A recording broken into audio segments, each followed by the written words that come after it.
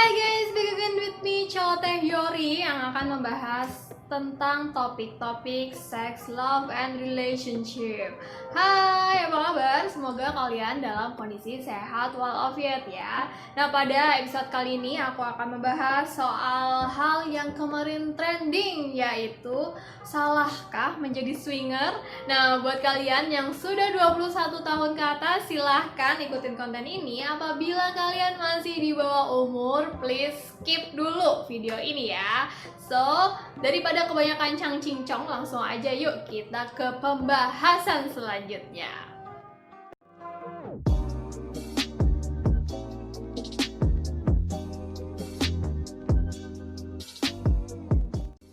Beberapa waktu terakhir ini ada suatu trending di Twitter yang membahas soal swinger. Nah, katanya sih pelakunya itu oknum dosen, tapi ternyata setelah diselidiki ternyata bukan dosen. Tapi kita tidak akan membahas soal itu.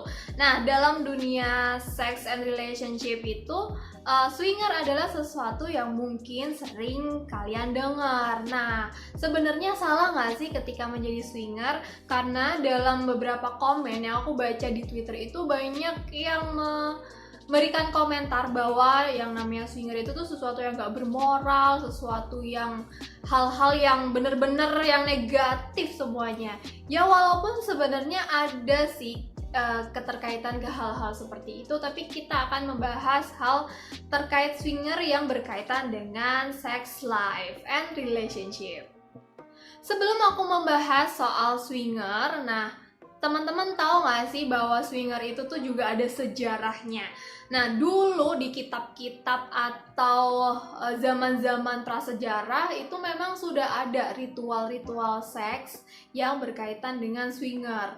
Nah, tapi karena tidak terdokumentasi dengan baik, jadi hal-hal kayak gitu tuh jadi susah untuk dicari tahu. Nah, tapi ada kemunculan lagi nih tentang swinger di tahun 1940-an, yaitu yang dilakukan oleh sekelompok pilot pesawat tempur di US sana. Jadi di zaman-zaman perang itu mereka, para pilot-pilot pesawat tempur itu tuh menyadari bahwa mereka mungkin punya resiko kematian yang tinggi, sehingga mereka berpikir untuk anak istrinya tuh gimana ya nanti kalau udah meninggal dan sebagainya.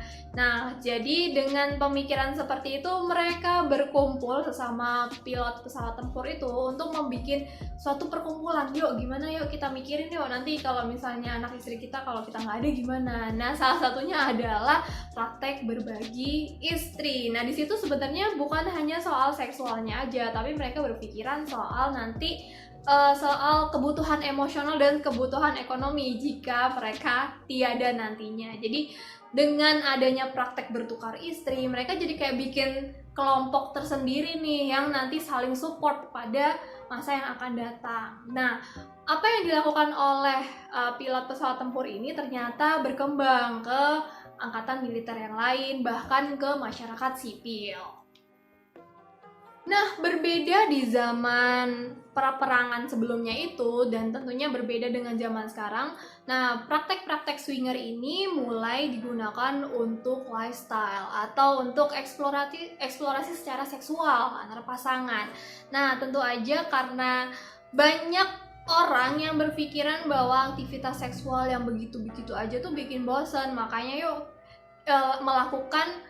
mengajak untuk pasangan untuk melakukan aktivitas seksual dengan sensasi yang berbeda. Nah, salah satunya adalah swinger. Sebelum kalian bingung kok ada ya yang seorang istri yang rela suaminya berhubungan intim dengan orang lain dan begitu sebaliknya, kalian juga perlu paham bahwa dalam relationship itu ada yang dinamakan dengan consensual non-monogamous relationship. Nah, jadi ini bukan hubungan eksklusif seperti pada yang udah suami istri, jadi hubungannya ya suami istri aja. Nah, kalau yang itu adalah hubungan eksklusif atau monogami. Jadi ini perlu disadari dulu bahwa ada loh pasangan-pasangan suami istri di luar sana yang punya prinsip bahwa hubungan atau relasi yang mereka jalani ini adalah non-monogamous. Jadi mereka tidak eksklusif terikat pada pasangan aja. Jadi ketika melakukan swinger, itu mereka sudah sama-sama konsen atau ada persetujuan. Jadi ya udah, terkait resiko dan lain sebagainya pasti mereka menyadari, sehingga kenapa praktek itu bisa ada dan mungkin sekarang terus berkembang. Nah, bagaimana sih dengan resiko penularan penyakitnya? Tentu aja bagi mereka yang sudah menyadari bahwa resiko pergantian pasangan dalam waktu yang singkat itu bisa berpotensi menularkan penyakit seksual, mereka lebih aware untuk menjaga kesehatan dan melakukan tes-tes yang terkaitan kesehatan seksual. Nah, sehingga resiko terkait penularan HIV/AIDS, kemudian IMS dan sebagainya mereka sudah minimalisir dengan tes kesehatan yang ketat. Jadi anggapan terkait perilaku berganti-ganti pasangan dalam praktek swinger itu dapat menularkan penyakit, mereka sudah bisa minimalisir, walaupun ada juga mereka yang melakukan praktek swinger dengan tidak aman. Nah, tadi yang aku bahas tadi itu adalah praktek swinger di US atau di luar Indonesia. Bagaimana sih dengan di Indonesia sendiri? Nah, tentu aja praktek swinger di Indonesia ini banyak tantangannya, karena satu hal yang teman-teman perlu sadari bahwa walaupun sudah ada akulturasi budaya, kemudian globalisasi dan lain sebagainya, tetap aja Indonesia itu punya culture atau punya norma-norma yang tidak bisa digantikan begitu saja.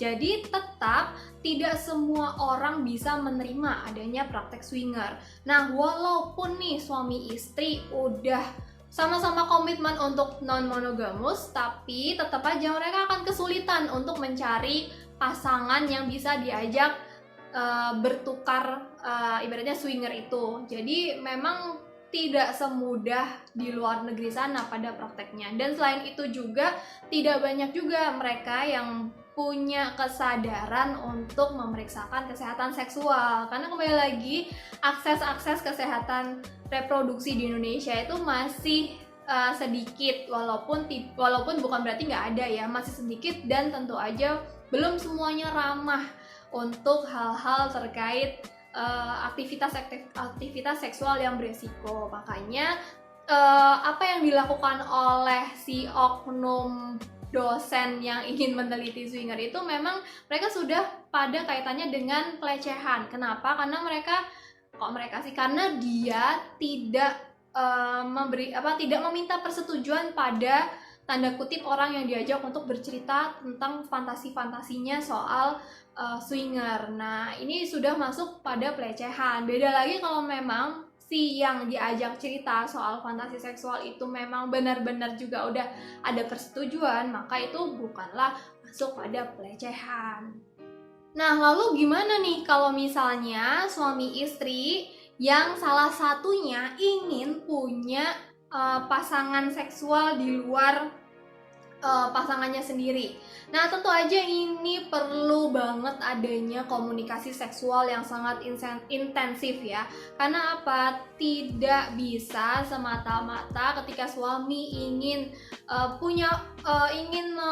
merealisasikan fantasinya untuk berhubungan seks dengan orang lain dilihat, atau bersamaan juga istri berhubungan dengan laki-laki lain itu bisa langsung terrealisasi. Kenapa? Karena yaitu tidak semua orang, walaupun dalam relasi suami istri memiliki perspektif yang sama atau value yang sama terkait aktivitas swinger itu. Jadi perlu berhati-hati bagi kalian misalnya yang memang sudah punya pasangan dan punya keinginan untuk swinger, perlu deh sadari dulu ini resikonya gimana. Resiko itu bukan hanya penyakit aja ya, tapi keutuhan rumah tangga kalian gimana, terus juga nanti akan ada perubahan sikap atau enggak, dan juga perubahan value dalam keluarga atau enggak. Jadi tidak semua fantasi seksual itu harus direalisasikan, apalagi jika fantasi seksual itu sudah melibatkan orang lain dan bisa membahayakan hubungan yang sedang dijalani. Nah, begitu teman-teman. Dan juga salah ketika ada pasangan atau suami atau istri melakukan tindakan manipulatif agar pasangannya mau melakukan aktivitas swinger. Karena apa? Ketika ada tindakan manipulatif, maka sudah pasti tidak ada kesadaran untuk menjalankan aktivitas tersebut, dan itu secara tidak langsung ada paksaan. Karena tindakan-tindakan manipulatif itu bisa banyak contohnya, misalnya nih, yuk melakukan swinger ini agar kita bisa lebih romantis lagi ke depannya, untuk memperbaiki hubungan yang sudah retak sebelumnya, sebagai tanda cinta atau sebagai tanda kesetiaan. Nah, itu tuh bullshit banget ya. Jadi bagi kalian yang misalnya punya suami atau istri yang memang punya keinginan untuk swinger, maka disadari di kesadaran. Disadari pakai logika, maksudnya ini benar-benar masuk apa enggak nih, atau memang kalau misalnya kalian memang sudah yakin betul untuk melakukan aktivitas tersebut, diukur kadar resikonya gimana, terus juga hal-hal ini nih berkaitan dengan kehidupan seksual kalian berikutnya atau enggak. Jadi buat kalian pasangan-pasangan muda yang mungkin aja baru menikah, pelajari lagi soal komunikasi seksual dalam rumah tangga, karena apa ini penting banget dan banyak orang lupa terkait hal itu.